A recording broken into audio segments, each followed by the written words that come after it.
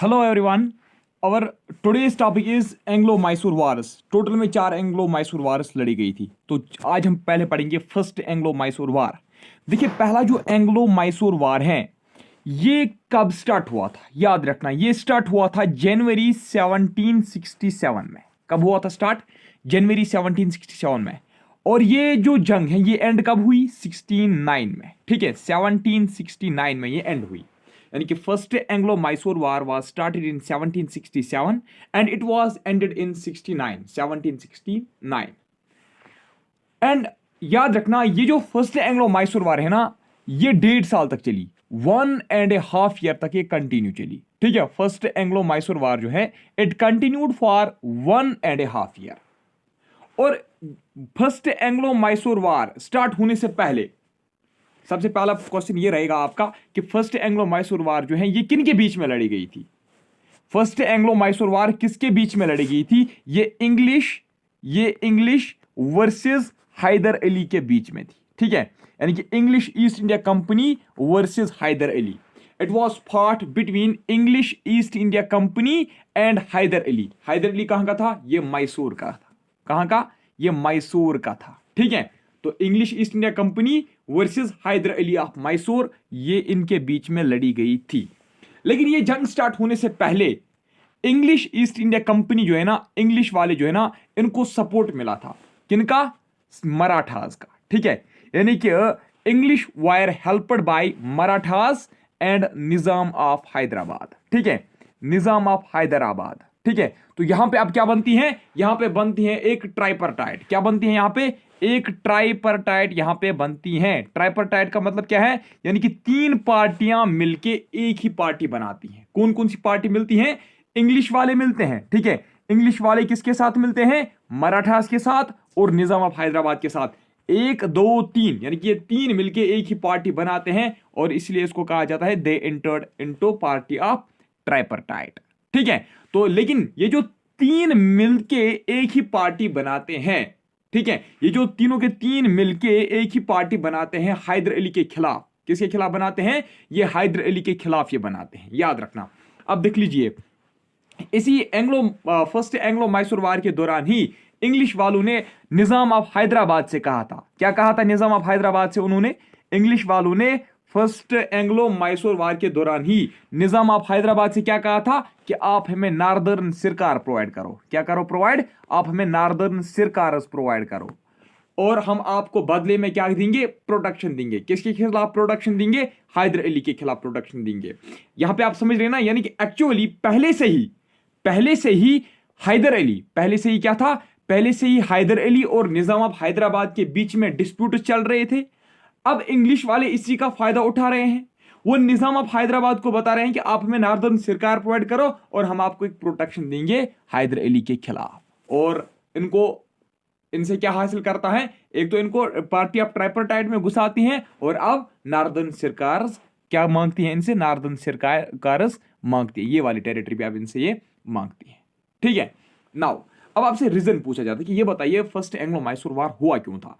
Actually Haider Ali ने French के साथ, ठीक है, फ्रेंच के साथ फ्रेंडशिप स्टार्ट की थी। ठीक है, ये चाहता था कि मैं फ्रेंच ईस्ट इंडिया कंपनी के साथ मैं फ्रेंडशिप करूंगा। कौन चाहता था? हैदर अली। तो इसीलिए फर्स्ट एंग्लो मैसूर वार हुआ। क्योंकि देख लीजिए, ब्रिटिश ईस्ट इंडिया वाले सोच रहे थे कि अगर ये फ्रेंच के साथ फ्रेंडशिप करेगा तो इससे क्या हो जाएगा? मैसूर पे किसका कब्जा आएगा?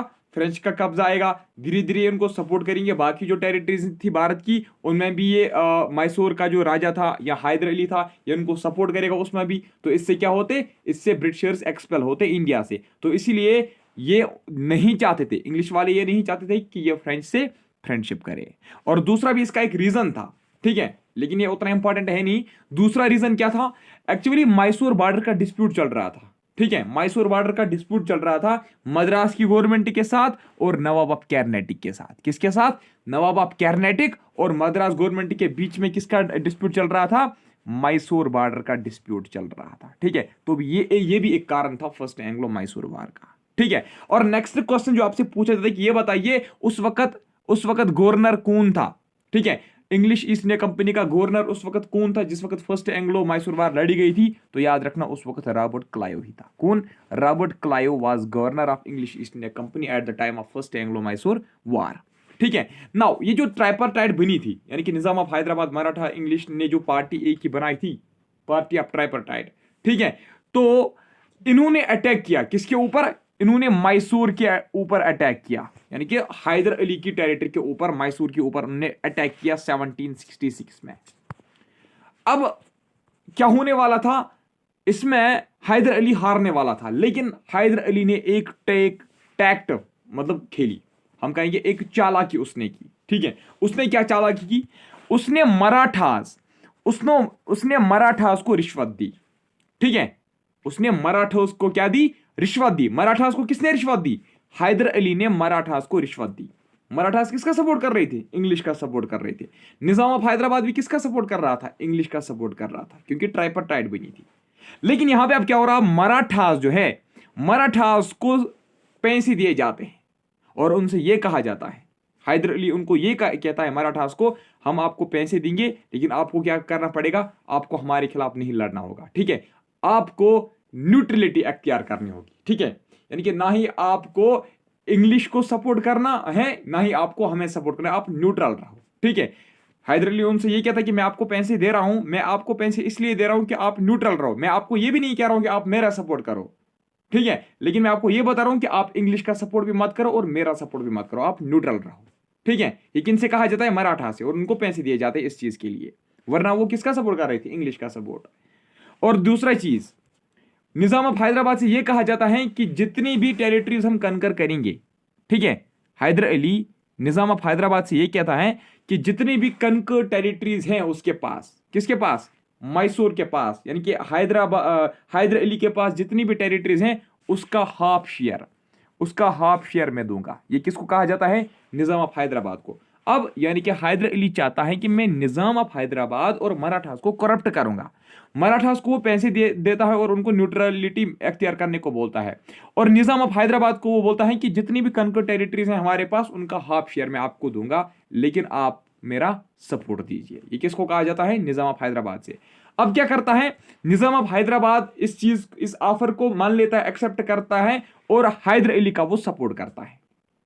ठीक है, अभी तक क्या था? मराठास और निजाम इंग्लिश का सपोर्ट कर रहे थे और 1766 में मैसूर पे अटैक किया, लेकिन अटैक के बाद इनको करप्ट करता है कौन? हैदर अली। और हैदर अली ने अब मराठास को पैसे दिए और इसको भी एक ऑफर रखा गया कि मैं आपको हाफ टेरिटरीज का शेयर दूंगा। और अब क्या होता है? निजाम ऑफ हैदराबाद किसका एली बनता है? किसका ये बोझ नहीं, बोझ कश्मीरी में उसको बोलते हैं। ठीक है, हैदर अली और निजाम ऑफ हैदराबाद जो है ना, अब ये मिलके एक बनते हैं। ठीक है, एक ही पार्टी बनाते हैं, यानी कि अब निजाम ऑफ हैदराबाद किसका सपोर्ट करेगा?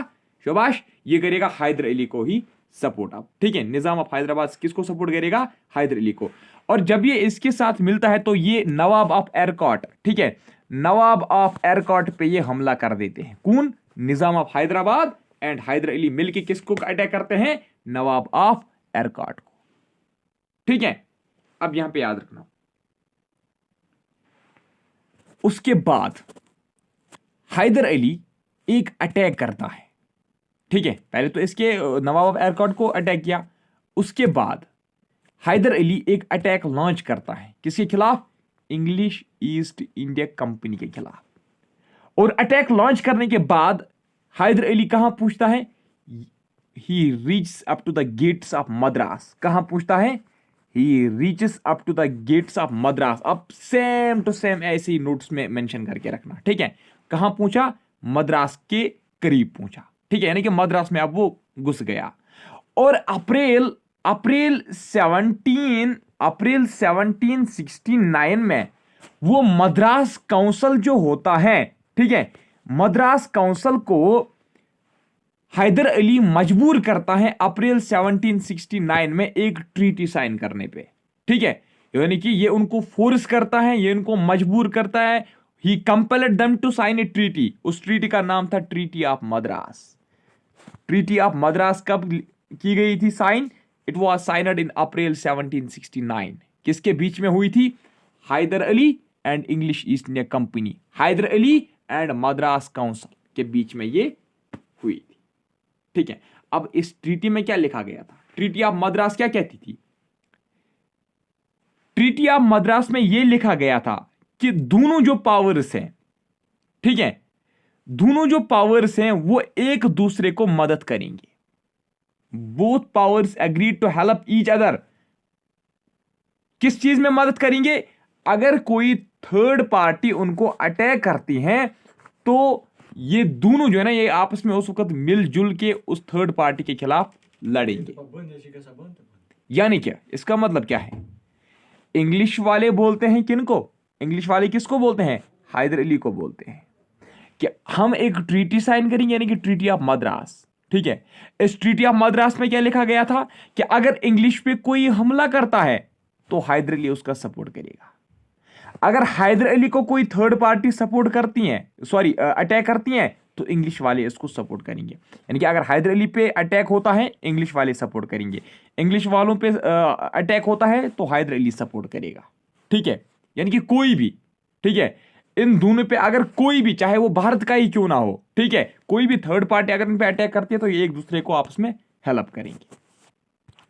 अब आप नोट करो second Anglo Mysore war. Second Anglo Mysore वार कब हुआ था? ये स्टार्ट हुआ था 1780 में और ये एंड हुआ था 1784 में। यानी कि 1780 टू 1784 सेकंड एंग्लो मैसूर वार लड़ी गई थी।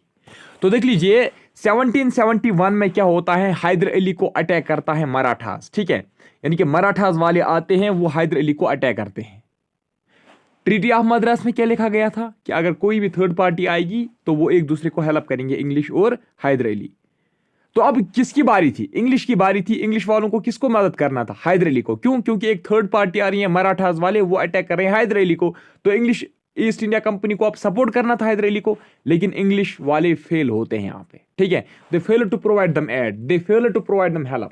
ठीक है, they fail to provide him support. किसको सपोर्ट करना, उनको सपोर्ट देना था? हैदर अली को। लेकिन वो इसमें फेल होते हैं इंग्लिश वाले, यानी कि सिंपली इंग्लिश वाले इसको धोखा देते हैं, यानी कि वो ट्रीटी की खिलाफ वर्जी करते हैं, ट्रीटी ऑफ मद्रास की वो खिलाफ वर्जी करते हैं। लेकिन इतना ही नहीं, यहां पे सेकंड एंग्लो मैसूर वार में हैदर अली को मदद करता है कौन? फ्रेंच वाले करते हैं, ना कि इंग्लिश वाले। ट्रीटी किसके साथ साइन की गई थी? इंग्लिश वालों के साथ। इंग्लिश वाले मदद करने वाले थे, लेकिन इंग्लिश वालों ने धोखा दिया। लेकिन यहां पे इस वक्त अब फ्रेंच वाले आते हैं। फ्रेंच वाले इसको आर्मी भी प्रोवाइड करते हैं, गन्स भी प्रोवाइड करते हैं, वेपन्स प्रोवाइड करते हैं। किसको? हैदर अली को। और उसको कहा जाता है कि आप लड़ो, कितना लड़ना है आपको मराठास के साथ, हम आपको प्रोवाइड करेंगे, आर्मी भी और गन भी हम प्रोवाइड आपको करेंगे। और इतना ही नहीं, फ्रेंच जो है ना, फ्रेंच वालों ने क्या किया, उन्होंने कुछ वार मटेरियल, ठीक है, यानी कि जो जंग लड़ने में मदद आती थी, कुछ वार मटेरियल उन्होंने कहां से लाया? उन्होंने कुछ वार मटेरियल लाया मालाबार कोस्ट से। कहां से? मालाबार कोस्ट से लाया। कहां लाया? मैसूर लाया। ठीक है, मालाबार का कोस्ट से कुछ फ्रेंच वार मटेरियल उठाया गया फ्रेंच वालों के द्वारा, और कहां पे रखा गया? मैसूर में। किसके लिए? For providing help, for providing support, for providing aid to Hyder Ali. और याद रखना, ये जो फ्रेंच वार मटेरियल लाया गया था ना मालाबार कोस्ट टू मैसूर, ये कहां से लाया गया था? ये मही से लाया गया था। ठीक है, ये मान लीजिए मालाबार कोस्ट है, ठीक है, और यहाँ पे ये क्या है? यहाँ पे मैसूर है, तो यहाँ पे बीच में मही आता है, तो यहाँ से ऐसे मही से ये लाया गया था ये वार मटेरियल। ठीक है, नाउ इससे क्या हो गया? हैदर अली की फ्रेंडशिप किसके साथ फिर से बढ़ने लगी? फ्रेंच वालों के साथ। लेकिन फिर से एक बार वही होता है कि फ्रेंच वालों की फ्रेंडशिप इनको बुरी लगती है। फ्रेंच वालों की फ्रेंडशिप हैदर अली के साथ होना, ये इंग्लिश ईस्ट इंडिया कंपनी को नागुजारा करती हैं। क्या बोलते हैं ना, नागुजारा, वही कुछ बोलते हैं ना, नागुजारा गुजरती है। ठीक है, नागवारा गुजरती हैं, ऐसे कुछ बोलते हैं। मुझे इंग्लिश सॉरी उर्दू वीक है।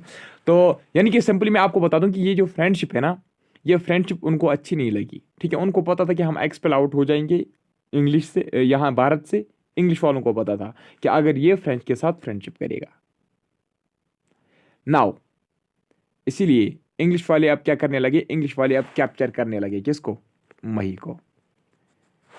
मही को वो कैप्चर क्यों करने लगे? उनको पता था यहां से वार मटेरियल पहुंच रहा है। किसको? मैसूर को। ये मही जो है ना, ये फ्रेंच का एक पोर्ट था।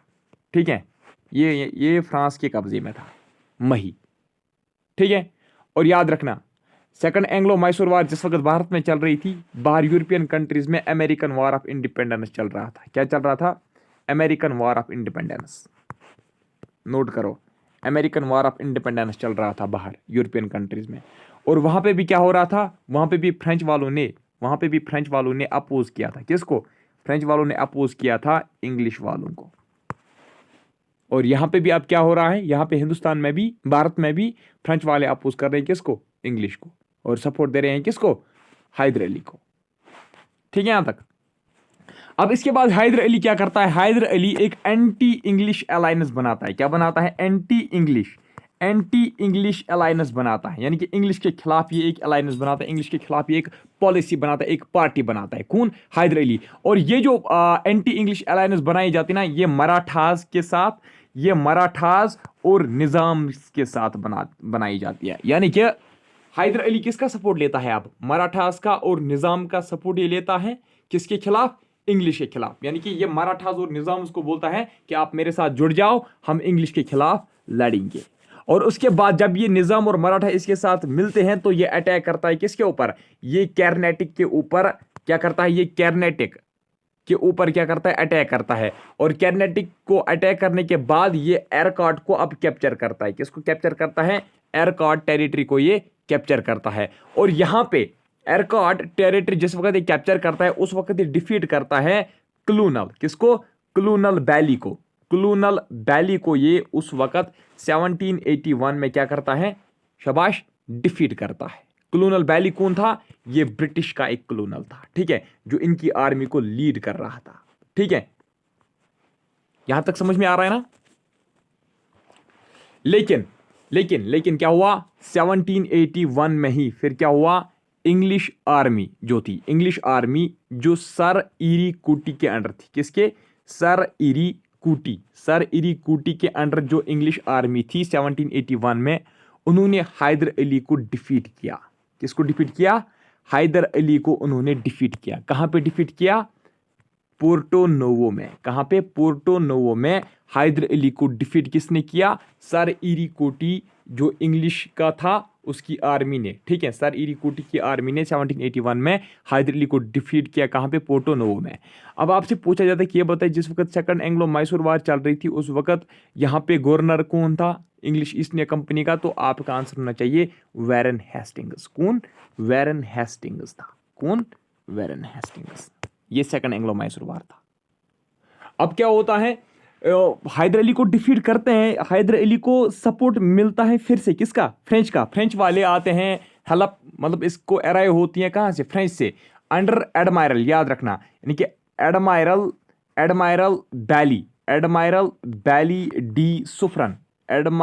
बैली डी सुफरन जो होता है वो इसको हेल्प करना चाहता है। किसको? हैदर अली को। जब वो ये सुनता है ना कि उसको डिफीट किया गया, फिर वो इसको हेल्प भेजता है। कौन? एडमायरल बैली डी सुफरन जो फ्रेंच का था। कब भेजता है? 1782 में। हेल्प तो बिल्कुल यहाँ पे अराइव होती हैं, हेल्प तो इसको पूछती हैं कहाँ? यहाँ मैसूर, हैदर अली को। लेकिन क्या होता है? हैदर अली की डेथ होती है। डेथ कैसी होती है? उसको कैंसर लग जाती है बीमारी, और उसको क्या होता है? उसकी डेथ हो जाती है during the course of second Mysore war. अभी मैसूर वार खत्म नहीं हुई है, मैसूर वार अभी चल रही है, सेकंड एंग्लो मैसूर वार। इसी के बीच में ही, ठीक है, इसी के बीच में ही क्या होती है? इसकी डेथ हो जाती है। किसकी? हैदर अली की। अब इसके बाद इसका सक्सेसर कौन आता है? इसका बेटा आता है। ठीक है, इसका बेटा अब इसका सक्सेसर आता है, थ्रोन संभालता है। किसका? शाबाश, हैदर अली का। उसका नाम क्या होता है? टीपू सुल्तान। क्या उसका नाम होता है? टीपू सुल्तान। अब टीपू क्या करेगा? टीपू सुल्तान क्या करता है? वो किसका है? हैदर अली का वो सक्सेसर है। ठीक है, ये अब इस वार, सेकंड एंग्लो मैसूर वार को कंटिन्यू करता है। ब्रिटिशर्स के खिलाफ ये जो वार लड़ी गई थी ये इसको अब कंटिन्यू करता है। और याद रखना है 1783 में आपको ये भी पता होगा कि जो अमेरिकन वार है वो एंड होती है। वहां पे क्या होती है? 1783 में अमेरिका में वार एंड होती है, और वहां पे अब जो फ्रेंच और ब्रिटिश आपस में लड़ रहे थे, एक दूसरे को अपोज कर रहे थे, अब उनकी अपोजिशन भी, उनकी लड़ाई भी वहां पे खत्म होती है। और यहां पे क्या होता है? हमारे भारत में क्या होता है? यहां पे भी वार एंड होती है। ठीक है, यहां पे भी वार एंड होती है। सेकंड एंग्लो मैसूर वार जो है अब वो यहां पे भी क्या होती है? शाबाश, यहां पे भी second Anglo Mysore war and हो जाती है। ठीक है। लेकिन ये जो सेकंड एंग्लो माइसोर वार है ये क्या ऐसे ही एंड हो जाती है? नहीं, ये एक ट्रीटी से एंड हो जाती है। किससे एंड हो जाती हैं? एक ट्रीटी से एंड हो जाती हैं 1784 में। कब? 1784 में ये एंड हो जाती हैं। 11 मार्च 1784 में ये एंड होती हैं। जब 11 मार्च 1784 को ही इसी डेट में, ठीक है, इसी मंथ में, इसी साल में 11 मार्च, ठीक है, 11 मार्च 1784 में ही क्या होता है? शाबाश, ट्रीटी ऑफ मंगलोरी साइन की जाती है। इस ट्रीटी, ये जो ट्रीटी है, ट्रीटी ऑफ मंगलोरी किसके बीच में साइन की गई थी? ये टीपू सुल्तान और ब्रिटिश ईस्ट इंडिया कंपनी के बीच में साइन की गई थी। और याद रखना, इस ट्रीटी के दौरान ही, ठीक है, इस ट्रीटी में यह लिखा गया था कि दोनों जो पार्टीज हैं, यानी कि इंग्लिश ईस्ट इंडिया कंपनी वाले और जो मैसूर वाले, यानी कि अब हैदर अली मत है, अब कौन है? अब टीपू सुल्तान है। टीपू सुल्तान और इंग्लिश वालों ने, दोनों ने ये एक्सेप्ट कर लिया, ठीक है, ये एग्री कर लिया कि वो एक दूसरे की लैंड जो उन्होंने कब्जा की है वो आपस में वो एक दूसरे को लौटा देंगे। ठीक है। यहाँ पे एक मतलब एक इंग्लिश, एक फ्रेंच वर्ड आया है, ठीक है, एक लैटिन वर्ड है या फ्रेंच वर्ड, मुझे याद नहीं है क्या है ये, ठीक है, लेकिन याद रखना, स्टेटस को वो एंटी बेलम, ये उस ट्रीटी में लिखा गया था। ये एक फ्रेज है, ये मुझे पता नहीं ये फ्रेंच है इंग्लिश है, ये तो बिल्कुल नहीं पूछा जाएगा, लेकिन ये एक फ्रेज है, स्टेटस को एंटी बेलम। ठीक है, यानी कि both Tipu Sultan and British East India company agree to restore other's lands, each other's lands to status quo ante bellum. Status quo ante bellum का मतलब ये होता है कि situation as it existed before war. ठीक है, situation as it existed before war. ठीक है, यानी कि इन्होंने एक दूसरे से ये कहा कि हम वही सिचुएशन अख्तियार करेंगे जो जंग से पहले थी, यानी कि जो ज़मीन जिसके पास थी, जो ज़मीन, जो टेरिटरी जिसके कब्जे में थी, हम उसको वो आपस में एक दूसरे को क्या करेंगे? लौटा देंगे। यहाँ पे होती है सेकंड एंग्लो मैसूर वार खत्म। नाउ थर्ड एंग्लो मैसूर वार।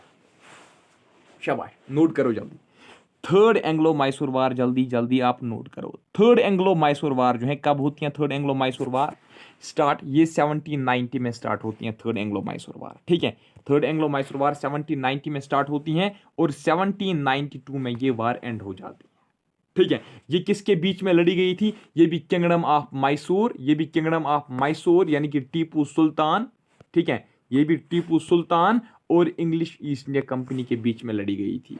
लेकिन याद रखना, यहां पे टीपू सुल्तान को फ्रेंच का सपोर्ट मिला था, फ्रेंच आर्मी, ठीक है, एलीज ऑफ फ्रेंच आर्मी का सपोर्ट इनको यहां पे मिला था। किसको? टीपू सुल्तान को।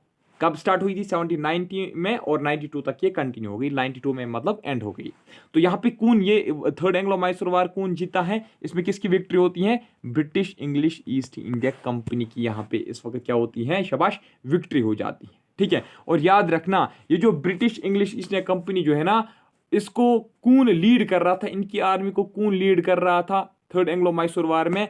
गवर्नर जनरल जो था, गवर्नर जनरल खुद अपनी आर्मी को लीड कर रहा था। इंग्लिश ईस्ट इंडिया कंपनी की आर्मी का जनरल जो था, गवर्नर जनरल, वो खुद लीड कर रहा था, जिसका नाम था कॉर्नवालिस। ठीक है, Cornwallis himself commanded the British East India company army against Tipu Sultan, against kingdom of Mysore. ठीक है, और याद रखना, ये थर्ड एंग्लो मैसूर वार स्टार्ट कैसी होती हैं? ये स्टार्ट तभी होती हैं जिस वक्त टीपू सुल्तान अटैक करता है। किसको? जिस वक्त टीपू सुल्तान अटैक करता है ट्रवनकोर को। किसको? ट्रवनकोरी पढ़िए। जिस वक्त ट्रवनकोरी को अटैक करता है, कौन अटैक करता है? टीपू सुल्तान। ट्रवनकोरी कहाँ की? ये केरला में, प्रेजेंटली मतलब हम कहेंगे ये केरला में। ठीक है, और याद रखना, थर्ड एंग्लो मैसूर वार जो है ना, ये एक ट्रीटी से एंड हुई थी। यहाँ पे एक ट्रीटी जो साइन की गई थी उसका नाम था ट्रीटी ऑफ सिरंगापटम, या हम बोलते हैं ट्रीटी ऑफ सिरंगापटनम। ठीक है, पटनम या पटम, ठीक है, सिरंगापटम या सिरंगापटम या सिरंगापटनम। ट्रीटी ऑफ सिरंगापटम कब साइन की गई थी? मार्च 1792 में, मार्च 1792 में। और इस ट्रीटी के द्वारा ये लिखा गया था, इस ट्रीटी में ये लिखा गया था कि टीपू सुल्तान जो है वो अपनी हाफ ऑफ टेरिटरी, ठीक है, यानी कि जितनी भी टेरिटरीज किसके पास थी, टीपू सुल्तान के पास, वो हाफ ऑफ टेरिटरीज किसको सौंप देगा, किसको सरेंडर करेगा, इंग्लिश ईस्ट इंडिया कंपनी वालों को। ठीक, और ये भी साथ में लिखा गया था इस ट्रीटी में कि टीपू सुल्तान वार इंडेमनिटी, वार पेनल्टी देगा। कितना वार पेनल्टी, 3 करोड़ वार पेनल्टी देना था, 3 करोड़ वार इंडेमनिटी देना था इस ट्रीटी के अकॉर्डिंग, किसको, इंग्लिश ईस्ट इंडिया कंपनी वालों को। यानी कि टीपू सुल्तान को पैसे देने हैं 3 करोड़ रुपए, किसको, इंग्लिश ईस्ट इंडिया कंपनी को, as a war indemnity, as a war penalty. और लेकिन ये चीज मतलब पक्की थी, ये चीज तो तय थी कि टीपू सुल्तान 3 करोड़ नहीं दे सकता था। जब वो इसने 3 करोड़ नहीं जब ये दे पाया वार इंडेमनिटी, तो इसके जो 2 बेटे थे, टीपू सुल्तान के जो 2 बेटे थे, उनको इम्प्रिजन किया गया, ठीक है, उनको जेल रखा गया, ठीक है, उनको कैद में रखा गया। किसने कैद में रखा, इंग्लिश ईस्ट इंडिया कंपनी वालों ने। यहां पे आप एक इंपॉर्टेंट पॉइंट नोट करो, सर जॉन शोरी, ठीक है, सर जॉन शोर या शोरी पढ़िए। सर जॉन शोरी जो था ये गवर्नर जनरल था, ये भी गवर्नर जनरल था, कॉर्नवेलिस के बाद यही गवर्नर जनरल था, ठीक है। तो सर जॉन शोरी ने क्या किया, इसने एक पॉलिसी यहाँ पे अडॉप्ट की जिसका नाम था policy of non intervention,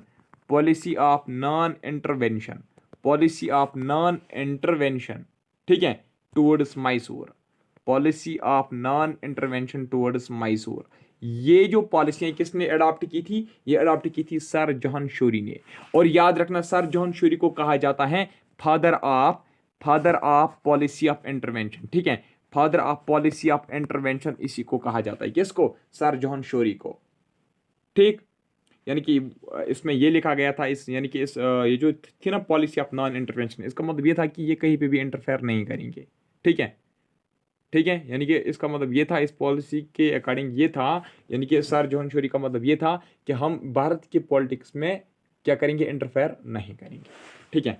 now उसने उसके बाद अफगानिस्तान के मतलब अगेंस्ट अफगानिस्तान भी उसने ये policy of non intervention, policy of non intervention है, इंटरवेंशन नहीं, पॉलिसी ऑफ नॉन इंटरवेंशन, याद रखना, it was policy of non intervention. Father of policy of non intervention कौन था, जॉन शोरी, उसी ने पॉलिसी ऑफ नॉन इंटरवेंशन यहाँ पे अडॉप्ट की थी हमारे भारत में। नाउ फोर्थ एंग्लो मैसूर वार कब स्टार्ट हुई, 1799 में ये स्टार्ट हुई और 1799 में ये एंड भी हुई, ठीक। और याद रखना ये वार जो है ना, ये स्टार्ट कैसे हुई, देख लीजिए, नेपोलियन जो था ना, नेपोलियन, इसमें आप पॉइंट वाइज लिख लीजिए, नेपोलियन बोनापार्टी, ठीक है, बोनापार्टी, यहाँ बोनापार्टी पढ़िए, बोनापार्टी, ठीक है।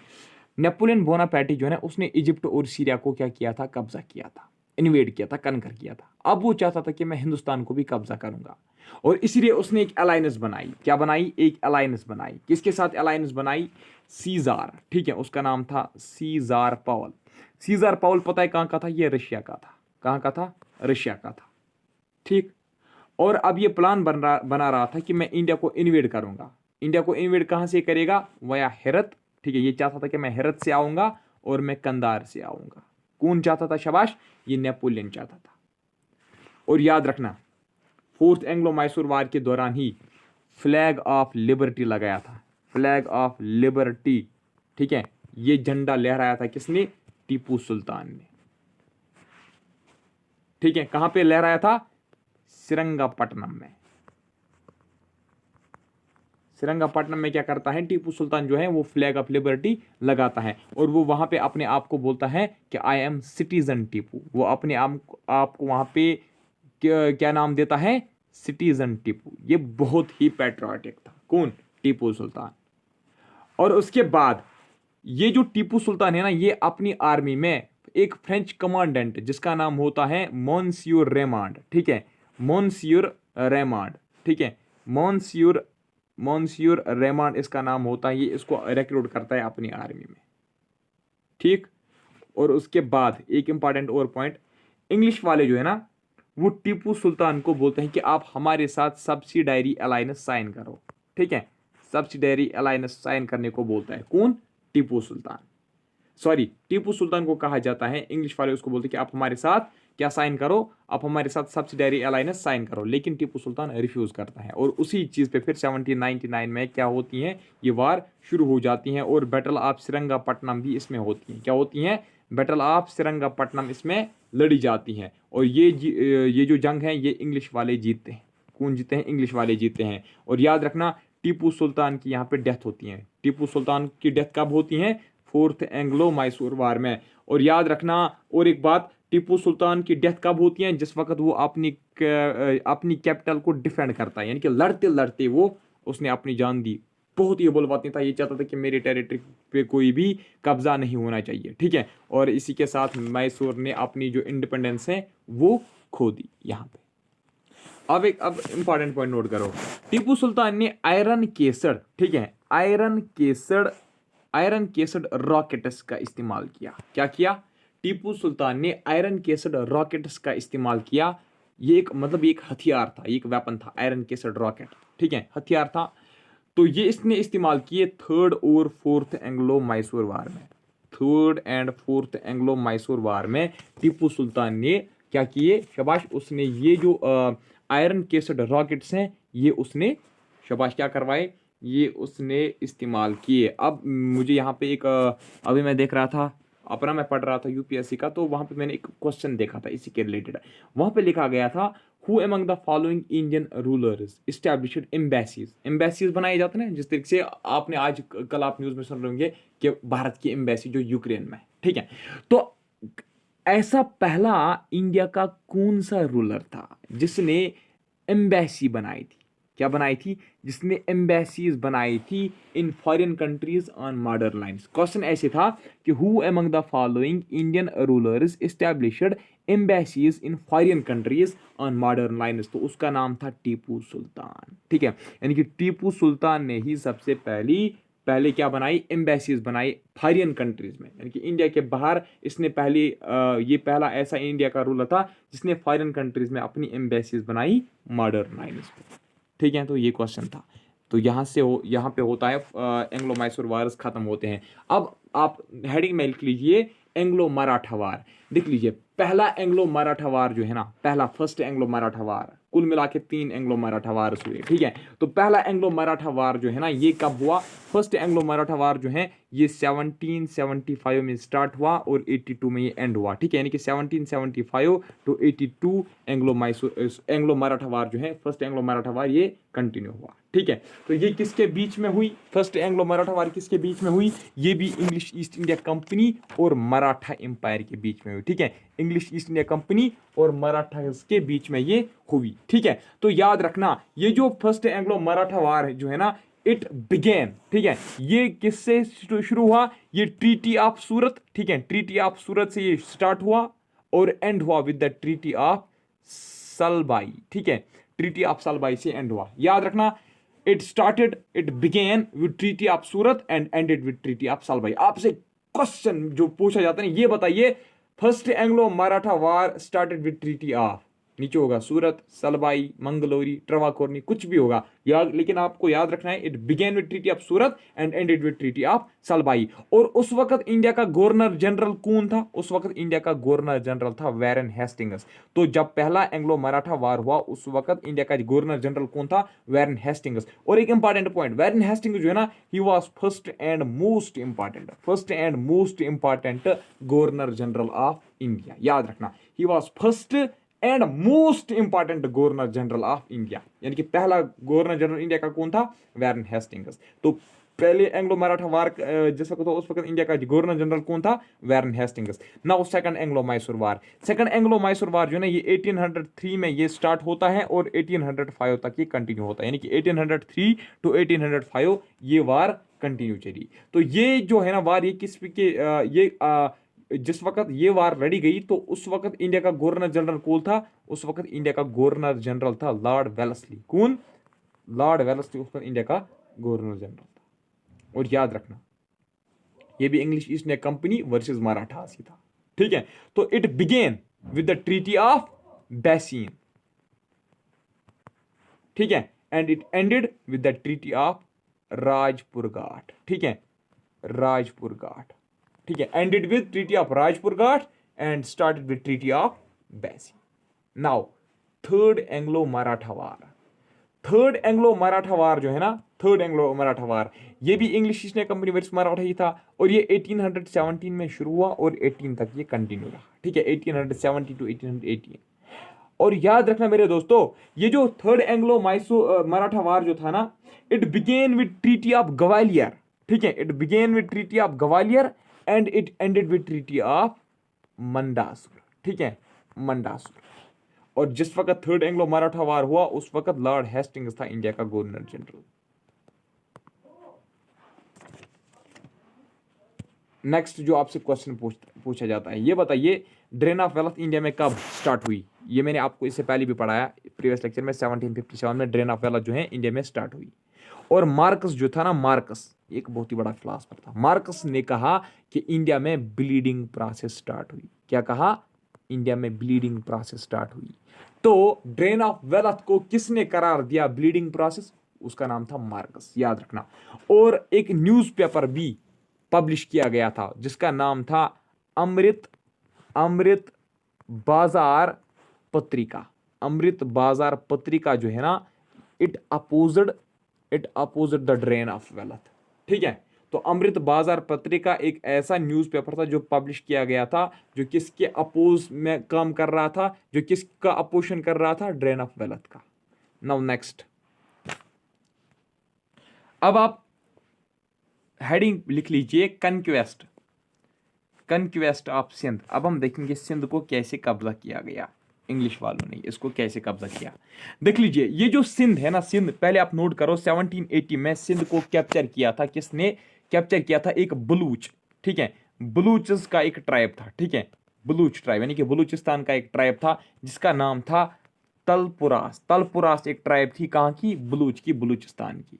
और ये जो तलपुरास है ना, इनका हेड कौन था? It was led by Mir Fateh Ali Khan, ठीक है, मीर फतेह अली खान। मीर फतेह अली खान जो इस ट्राइब का हेड था जिसका नाम था तलपुरास, उन्होंने 1780 में सिंध को कैप्चर किया था। और जब ये मरता है, जब कौन? मीर फतेह अली खान की जब डेथ होती है, तो उसके बाद ये जो सिंध की टेरिटरी है ना, ये इसके 4 बेटों में, ठीक है, एक सेकंड। हाँ, ये जो टेरिटरी है ना, ये इसके जो 4 भाई होते हैं, किसके? मीर फतेह अली खान के जो 4 भाई होते हैं, ये उनके बीच में ही क्या होती हैं? शेयर होती हैं फिर, यानी कि सिंध की टेरिटरी। और वो जो 4 भाई थे ना, वो जो 4 भाई थे, उनको कहा जाता था 4 यार, उनको कहा गया है, ठीक है, उनको 4 यार्स कहा जाता था, ठीक है, 4 यार, ठीक। तो वो जो 4 यार थे ना, वो जो 4 भाई थे, वो एक दूसरे को, वो अपने आप को बोलते थे कि हम अमीर्स हैं। क्या हैं? हम अमीर्स हैं। वो बोलते थे कि हम लॉर्ड्स हैं, हम सिंध के अमीर्स हैं, हम सिंध के लॉर्ड्स हैं, ठीक है। तो ये था एक पॉइंट। नाउ अब हम देखेंगे कि सिंध जो है ना, ये कैसे कनकर की गई, ठीक है, ये कैसे एनेक्स हुई। याद रखना, सिंध जो है ना, इसको फाइनली एनेक्स कब किया गया, इसको फाइनली कब्जा कब किया गया? 1843 में, 1843 में इंग्लिश फॉर्म ने इसको कब्जा किया, जब उन्होंने बैटल ऑफ मियानी और बैटल ऑफ दाबो लड़ी, ठीक है, 2 बैटल्स लड़े गए इसके लिए, battle of Miani and battle of दाबो, ठीक है, battle of Miani and battle of दाबो लड़ी गई इसके लिए। और ये जो दोनों बैटल्स हैं ना, ये किसने लड़े? ये सर चार्ल्स ने लड़े, सर चार्ल्स नेपियर जो इंग्लिश का था, ठीक है, सर चार्ल्स नेपियर ने ये बैटल्स लड़े, ठीक है। और सर चार्ल्स नेपियर जो था ना, उसने ये जो बैटल ऑफ सिंध था ना, उसने इसको कहा था कि it is tale of Afghan storm, ठीक है, टेल ऑफ अफगान स्टारम किसको कहा गया है? सिंध वार को चार्ल्स नेपियर ने द टेल ऑफ अफगान स्टारम कहा, ठीक है। और फिर 1847 में क्या हुआ? सिंध को किसका पार्ट बनाया गया? ब्रिटिश इंडिया की जो बॉम्बे प्रेसिडेंसी थी ना, बॉम्बे प्रेसिडेंसी, उसी का पार्ट बनाया गया इसको 1847 में सिंध को। तो आज की इस वीडियो में इतना ही, मिलता हूँ आपसे नेक्स्ट टाइम, तब तक के लिए bye, take care, thank you very much. और देखिए, मैं ये चाहता था कि मैं आपको आराम से पढ़ाऊँगा, ठीक, और मैं आपको पूरा कंटेंट पढ़ाऊँगा अच्छी तरीके से, ग्रेजुएट लेवल का पढ़ाऊँगा, क्योंकि JKSSB अब अनप्रिडिक्टेबल बन चुका है। इस पे हम कोई भरोसा नहीं करेंगे कि ये अगर मतलब 10+2 लेवल का एग्ज़ाम है कि ये 10th लेवल का पूछिए वहाँ पे, या 12th लेवल का। कभी ये हार्ड लेवल का क्वेश्चन डालते हैं, तो कभी ये बहुत ही आसान डालते हैं, कभी मॉडरेट डालते हैं। तो इसलिए मैं चाहता हूँ कि मैं आपको अच्छी तरीके से यहाँ पे तैयारी करके भेजूँगा, लेकिन अनफॉर्चुनेटली आप जो है, आपने मुझे मजबूर किया कि जल्दी आप बोल रहे कि सर जल्दी जल्दी करो, तो इसलिए आप मुझे भी वैसे ही चलना पड़ेगा, क्योंकि आपने पे किया है या आप हमारे वीडियोस देखते हो या कुछ भी आप अपना टाइम देते हो, वो भी मतलब पे मतलब वो टाइम जो है ना वो पैसों से ज़्यादा कीमती होता है। तो इसलिए जैसे आप बोलोगे तो वैसे ही मैं करूँगा। तो भाई ठीक है, थैंक यू वेरी मच।